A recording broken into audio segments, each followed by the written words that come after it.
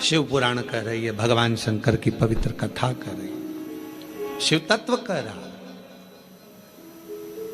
शिव महापुराण की कथा कहती है, भगवान शंकर का चरित्र कहता है। शिलाद मुनि ने विचार करा कि मैं भगवान से पुत्र मांग रहा हूं, संतान मांग रहा हूं, पर बाबा तो आते ही नहीं। आए मेरे भोलेनाथ, कभी बच्चे का रूप लेकर आ गए, कभी वृद्ध का रूप लेकर आ गए। शिलाद मुनि की पूर्ण परीक्षा ली,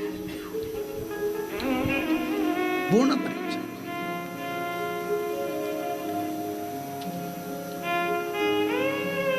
आखिरी में मेरे भगवान ओघड़दानी शिव जी आए और शंकर भगवान आकर खड़े हुए, सुंदर बागंबर, मस्तक पर चंदा, त्रिपुंड, त्रिनेत्र, त्रिशूल। मांगो, क्या चाहिए तुमको? अब शिलाद मुनि ने पहले तो ये नहीं कहा कि मुझे औलाद चाहिए। शिलाद मुनि ने सबसे पहली बात कही कि ये बताओ,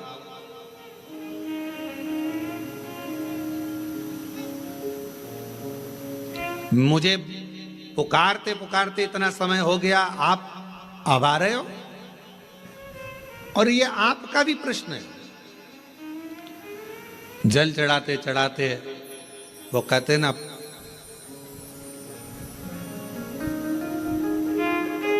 तुम्हें पुकारते पूरी रात हो गई,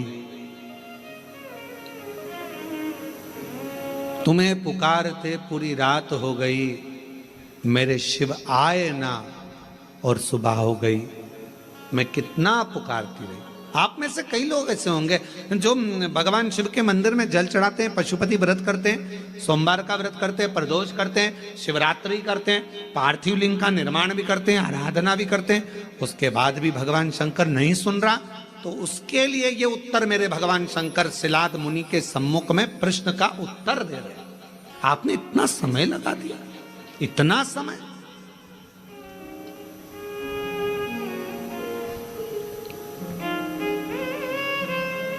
कितने साल पहले ली थी कथा? 2 साल पहले कथा ली थी।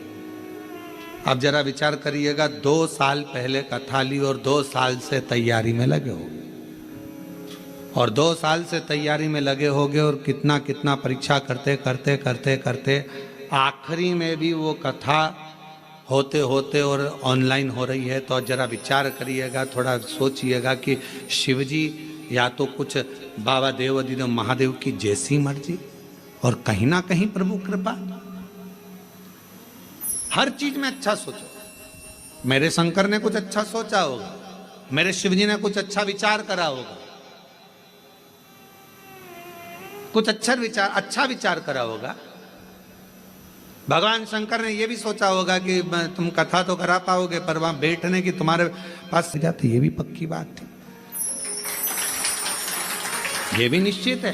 क्योंकि कोरबा क्षेत्र में कथा नहीं हुई, और इस क्षेत्र में कथा नहीं हुई तो पूरा कोरबा और कोरबा के आसपास का क्षेत्र पूरा जब उलटता, और आजू बाजू में ये भी लगा है तुम्हारा झारखंड और ये सब उड़ीसा की बॉर्डर, तो ये भी सब आ जाता। कथा नहीं सुन पाते तुम, हो सकता है व्यवस्थाओं में लगे रहते, पर शिवजी ने विचार करा, तूने 2 साल दाढ़ी नहीं बनाई, 2 साल बाल ना कटाए, 2 साल तक तू तप साधना करता रहा, तो मेरे शंकर भगवान ने सोचा जब इतना तूने करा है तो कथा भी दिल लगाकर एक जगह पर बैठकर श्रवण कर, सुनो, धारण करो। ये शिव सोचो,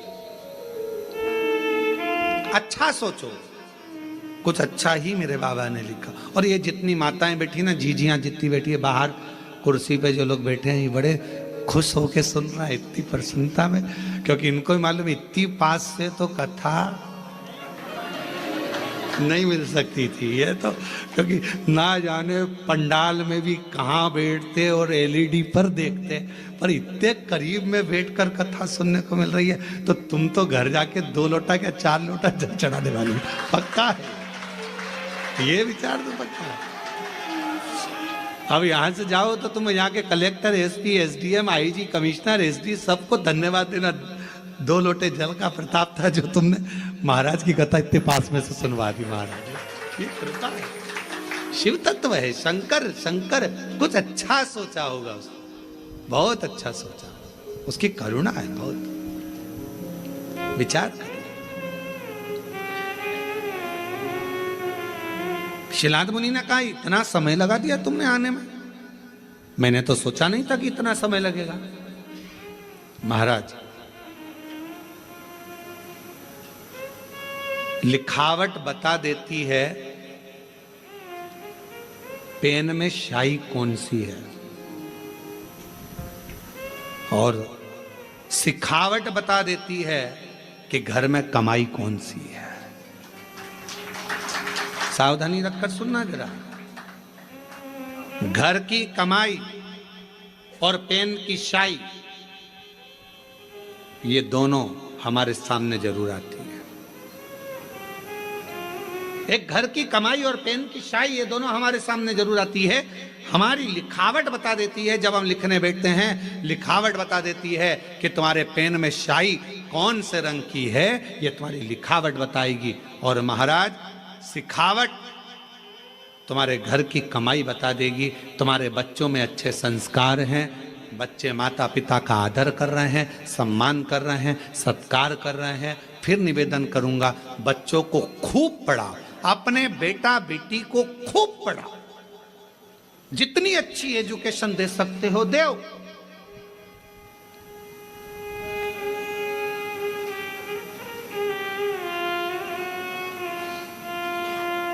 खूब पढ़ाओ, पर बच्चों को पढ़ाने के साथ में संस्कारों में भी ढालो। ज्यादा पढ़ने के बाद बच्चे आपको खुद, जिन बच्चों को आपने पढ़ाया अगर उनमें संस्कार नहीं होंगे तो वो बच्चे धीरे धीरे आपको बेवकूफ समझने लगेंगे। मम्मी तुम्हें अकल नहीं है, तुम चुप रहो। पापा अपने ऑफिस में ये बात बताना, हमको मत बताओ। हमने कई लोगों को देखा है, बड़े बड़े पद अधिकारियों को देखा है, जिनकी सत्ता पूरे ऑफिस में चलती है पर घर में औलाद से हार जाते हैं, घर में औलाद से हार जाते हैं। हमने बड़े बड़े, हमारा तो सब दूर जाना है, सब दूर से मिलना है, सबसे मिलना होता है, सबके पास जाना होता है। बड़े बड़े अधिकारी बहुत ऊंची पोस्ट पर हैं, बहुत ऊंचे पद पर हैं, जिनकी धाक सब दूर चलती है, पर रिटायरमेंट होने के बाद वो बाप भी आंख में से आंसू बहाकर कहता है कि मैंने बच्चों को पढ़ाया, खूब ऊंचे पद पर पहुंचाया, खूब एजुकेशन में पैसा लगाया, पर मेरे बच्चों को मैं संस्कार देना भूल गया। वो बच्चे आज मुझे सिखाते हैं, चुप रहो, ज्यादा मत बोलो, अपना अब हम नहीं सुन सकते, अब शांति रख लो। ये बच्चे कहते हैं, ये बच्चे कहते हैं। हमने पढ़ाया, एजुकेशन दो अपने बच्चों को, खूब पढ़ाओ, खूब विद्यादान कराओ, खूब अच्छा पढ़ाओ। जितने आस्था चैनल पर कथा सुन रहे हैं, मैं सबसे निवेदन करूंगा, जितने फेसबुक यूट्यूब पर कथा सुन रहे हैं उनसे भी कहूंगा, अपने बेटा बेटी को तुम्हारी सामर्थ्यता से ज्यादा पढ़ाओ, अच्छी एजुकेशन कराओ, पर एजुकेशन के साथ संस्कार जरूर देना, अपने घर के संस्कार देना जरूरी है। बच्चे तुमको पढ़ लिखने के बाद ये ना समझे कि मेरे माँ बाप बेवकूफ हैं, पढ़ाओ। पर बच्चे जब ऊंची आवाज में बात करने लगे, पापा चुप रहो, मम्मी तुम मेरे से फालतू बात मत करा करो, तुम्हें अकल नहीं है, तुम चुप रहो। बच्चे जब व्यर्थ की बातें बोलने लगे तो समझ लेना पढ़ाई तो कराई तुमने, एजुकेशन तो कराया, पर संस्कारों से वंचित कर दिया। संस्कारों से